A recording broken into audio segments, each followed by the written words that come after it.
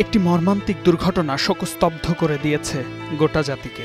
ফেসবুকে মুহূর্তেই ভাইরাল হওয়া শিশুদের পোড়া বিভৎস ছবি, স্কুল ভবনের ধ্বংসস্তূপ আর মানুষের ছোটাছুটি চোখ বন্ধ করলেই যেন দুঃস্বপ্নের মতো তাড়া করছে সবাইকে।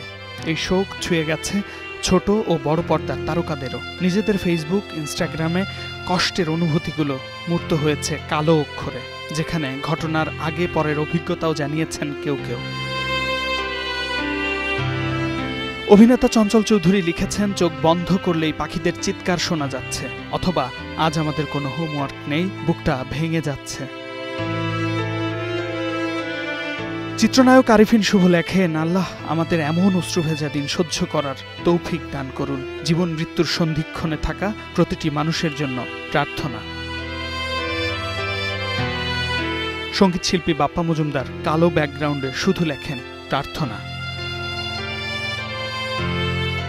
জনবহুল এলাকায় প্রশিক্ষণ বিমান ওড়ানো ও সার্বিক ব্যবস্থাপনা নিয়ে ক্ষোভ ঝাড়েন অভিনেতা মুসাফির সৈয়দ বাচ্চু ও কন্টেন্ট ক্রিয়েটর সালমান মুক্তাদির।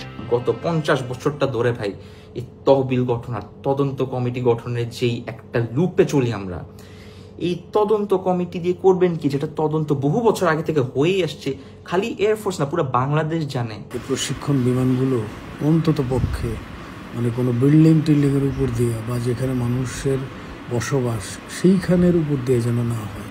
বাবা প্রশিক্ষণ নিবি নেই, তোরা পার্বত্য চট্টগ্রামের দিকে চলে যা, একদম পাহাড় পুয়ারের দিকে চলে যা বাবা। আমি জানি না যে আমি সরি আমি কাউকে আঘাত করতেছি কিনা, বাট আমার ফিলিংসটা বললাম আর কি, যে দয়া করে কেউ যদি আমাদের এটার পেছনে যারা আছেন তারা যদি এটা শুনেন, প্লিজ একটু চিন্তা ভাবনা করবেন, একটু প্ল্যানটা কীভাবে করা যায়।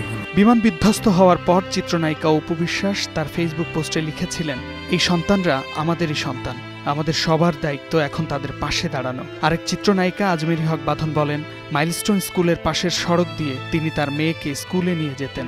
তার স্কুলটি মাইলস্টোন স্কুলের একদম কাছে। তিনি হতাহতদের পরিবারের কষ্ট কল্পনা করতেও পারছেন না। মাইলস্টোন ট্র্যাজেডিতে প্যানিক অ্যাটাক হয়ে হাসপাতালে ভর্তি হন চিত্রনায়িকা পরিমণি। নিজের ফেসবুক পোস্টে এ খবর জানিয়ে পরিমণি লেখেন, বুকের ভেতর ধরফর করে শুধু, আহারে এই শোক ওই মায়েরা কিভাবে সহ্য করবে আল্লাহ। শামীম বিশ্বাস, স্টার নিউজ।